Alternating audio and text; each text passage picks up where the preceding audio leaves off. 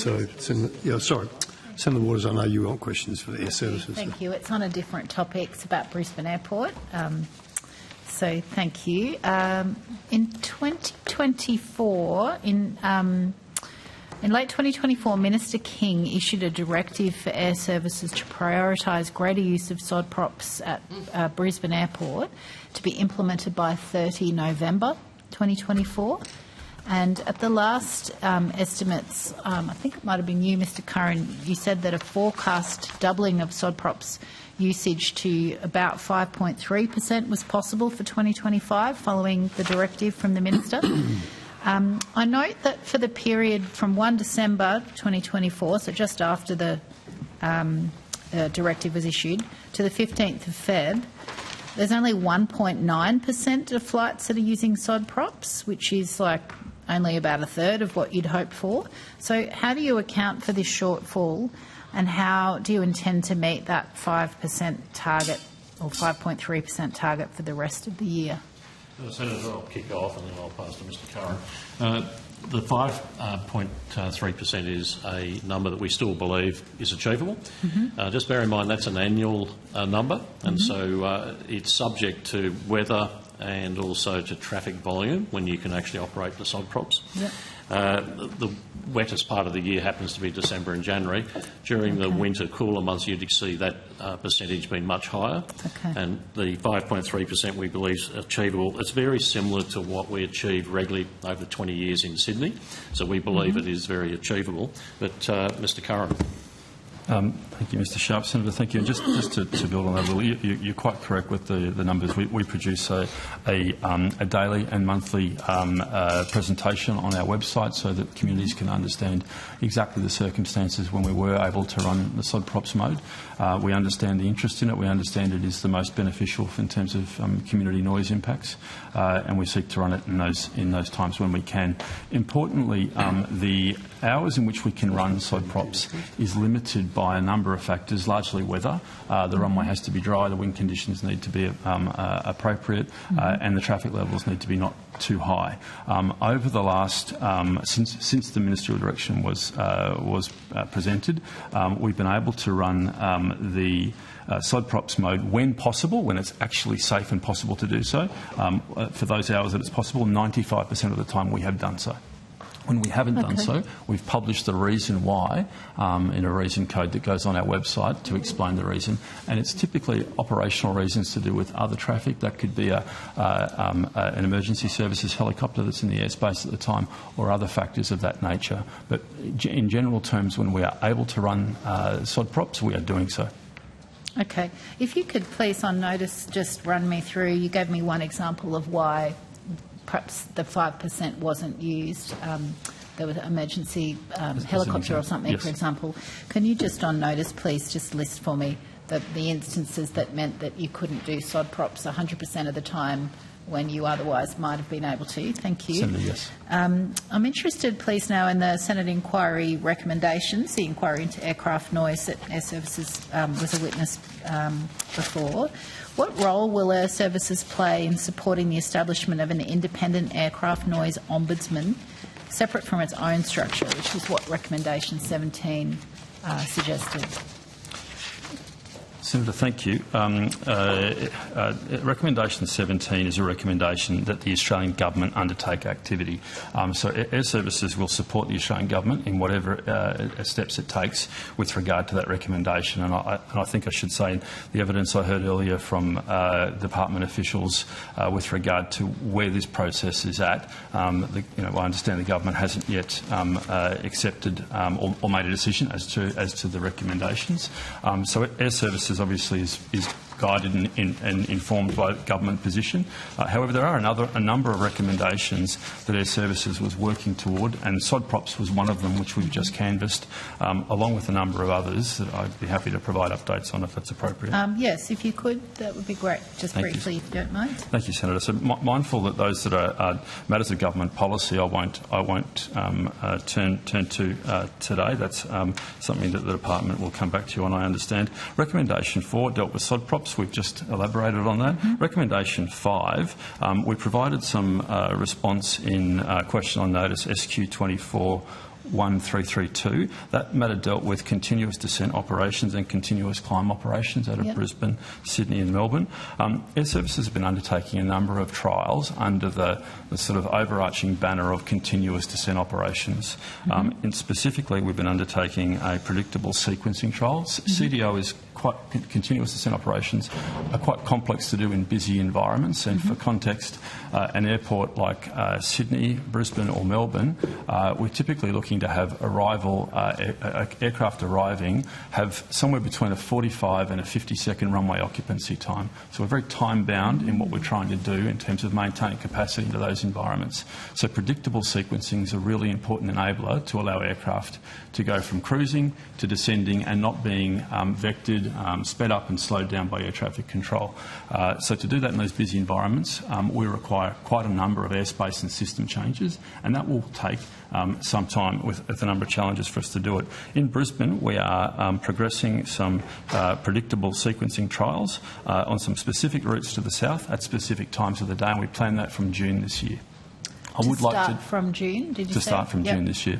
I would like to, I guess, just caution the benefits communities may experience from that in the initial phases. The predictable sequencing will tend to give a benefit in terms of the initial descent phase, which is at higher altitudes, and so the next phases are likely to be where we get to a stage where communities may experience less noise because aircraft aren't having to slow up and or speed up, slow down or speed up due to air traffic control, trying to manage that runway occupancy time that I referenced earlier. Okay, so it's quite a process. It's quite complicated. That means you're hoping, and I'm sure Brisbane residents will be hoping that come June, when you're trialling that continuous descent, that it will be less noisy. Is that what you just said? Senator, I'm cautioning that be the expectation. I'm saying that this is an early stage. Oh, right. You're saying don't have that hope. Sorry, Senator, it's late. So we need to progress in stages here, and without the right redesign of the airspace, it's going to take a number of years until we're able to implement continuous descent operations right the way down to the runway. And there are no major airports in the world where CDO is deployed from top of descent down to the runway. Heathrow does it from 6,000 feet in a limited fashion. That's the only major airport in the world that's having much success with this, and they have quite a different design than we have here. Okay, so hope is not allowed. I'm just cautious not to overplay expectations. We are investing into this, but it will take time. Okay, and is the purpose of that to have a noise reduction ultimately, or is there some other purpose? Ultimately, it will lead to noise reduction. It will also lead to efficiencies for operations as well and CO2 reductions. Okay, thank you. I do have a few other questions. I'm conscious of time. Perhaps if you did have any other recs that you were already doing something about, would you mind popping them on notice for me? Thank you.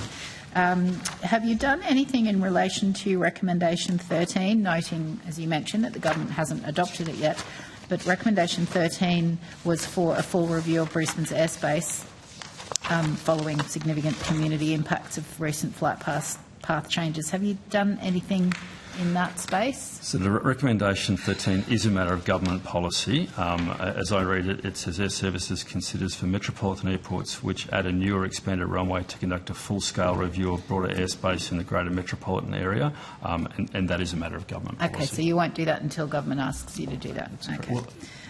Just the aviation white paper. When will Airservices Australia begin publishing quarterly reports on non-compliance with noise abatement procedures? Senator Paul Stoddard, Chief Customer and External Relations Officer. As I understand it, we are publishing monthly reports for Brisbane, Senator. Have been doing so for around about 6 months, and we are planning to publish noise abatement procedure reports for the other major airports by March, so next month. Okay, that's great. And are they? Can I find them on a website somewhere? The Brisbane one you can, and the others that I mentioned in March will also be on the website. Okay, great. Have you done, or when will you do, an examination of your noise and flight path monitoring system and include additional information in that on aircraft movements and noise impacts? Is that underway? That one's for Airservices, I think the aviation white paper suggested that occur. And just wondering whether you... Initiative number on that one? Is there an initiative number? Probably, That was about but 56. I don't have it. No, okay. We'll have to take that on notice. I'm not quite sure the specific reference there. Okay, Senator. no worries. And is there an intention to publicly release all historic and future data from the noise and flight path monitoring system? We'll have to take that question on notice as well, Senator. Okay. And will you commit to real-time public reporting of noise threshold breaches? So we'd have to take that one on notice also. Okay. And if you'll indulge me, I have just a handful of very quick questions from my Hobartian colleague. So Airservices Australia has been reviewing the Hobart Airport flight paths for a number of years and still has not provided a timeframe for a decision. The Hobart community would like to know when a decision will be made. What is the timeframe for a decision on reviewing the Hobart Airport flight paths? Senator, thank you. There's a number of initiatives underway in Hobart. If I could be specific, they're known through their recommendation numbers. Recommendation 5 referenced the noise abatement procedure, and we did undertake a trial throughout the course of 2024. We've actually finalised that trial and assessed the trial data against the criteria, the success criteria, which we published and consulted the community on, and we've formalised that and implemented that permanently. So we took that decision on the 14th of December.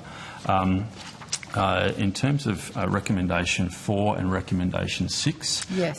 Which are two recommendations that we've been progressing, the background to these is we undertook a post-implementation review. These are community-suggested options which we've been engaging. It's fair to say that the community-suggested recommendations where the flight path moves away from one community to another, there is varying views from which community will be newly impacted. So recommendation 4, the feedback we've had is basically split, and that's around a shifting a flight path about 3 to 5 kilometres to the east of its current location. That was 2 to 3 kilometres, but anyway, carry on. Okay, thank you. Recommendation 6, the feedback we've received from community is largely around 70% is against the change and 30% is for the change, and that's to move a flight path over Warden and Emaria Island.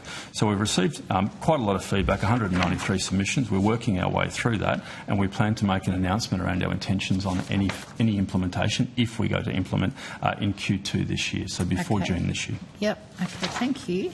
Now, I think the Hobart folk are also waiting... We have a 9:15 break. Oh, really? Can I just get this one question out? Yeah, That's right. absolutely. Honestly, the last one. Thank you. Fine, thank you. So the Hobart folk are waiting on a decision regarding recommendations made that they made through the 2022 Airservices post-implementation review. I think that's what you just referred to. That's correct. So they wanted to know about Rec 4 and they wanted to know about Rec 6, and you've just told me Q2. And can I ask, finally, has the government asked you, Airservices Australia, for any advice from them in relation to the inquiry recommendations? The Senate inquiry into aircraft noise recommendations. Sorry, I've jumped around a bit because I'm running out of time. Have the government asked you for your input into the Senate recs? Yes, Senator, we work closely with the department to feed into their response on a whole range of recommendations from that inquiry. Okay, can you tell me what you told them? Senator, there are numerous recommendations, and so we would be contributing to specific recommendations that affect Airservices. Yep. If you want me to provide... Perhaps on notice, that would be great. Sure. Yeah, thank you very much. Thank you, Chair. Thanks, Senator Waters. We'll now break till